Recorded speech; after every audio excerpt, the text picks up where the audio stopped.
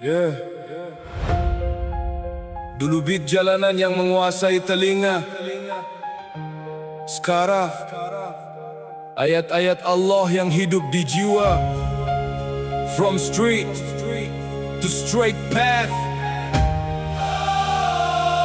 Listen, listen, listen. Yeah, dulu headset penuh dentuman bass keras. Beat jalanan masuk hati makin lemas. Lirik tentang bebas, amarah dan kelas. Terlihat savage padahal jiwa cemas. Malam-malam ku habiskan tanpa arah. Lampu kota terang tapi hati gelap parah. Ngejar validasi, pujian dan gairah. Makin dikejar makin hilang barakah. Mulut ini fasih nyanyikan semua lagu, tapi satu ayat pun lidah terasa kaku. Ironis hafal lirik ratusan lagu, tapi surat pendek pun sering tak mampu. Dunia kasih panggung buat tampil gagah, tapi saat sendiri hati terasa pecah. Senyum di depan, dalam jiwa berdarah. Jauh dari rap, hidup kehilangan arah.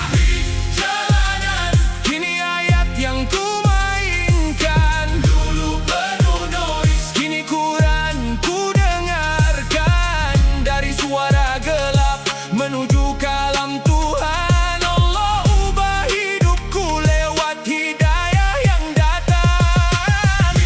Jalanan, kini ayat yang ku mainkan. Yang dulu kosong, kini iman menguatkan. Setiap huruf jadi cahaya kehidupan. Dari kerasnya jalan menuju ketenangan. Awalnya berat saat buka musyaf pertama. Huruf-huruf Arab terasa asing di mata.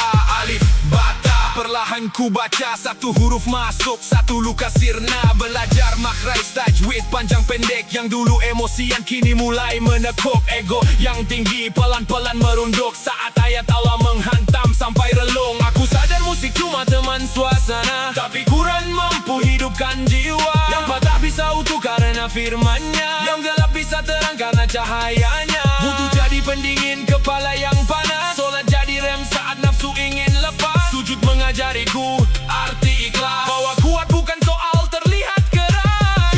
Jalanan, kini ayat yang ku mainkan. Dulu penuh noise, kini Quran ku dengarkan. Dari suara gelap menuju kalam Tuhan. Allah ubah hidupku lewat hidayah yang datang.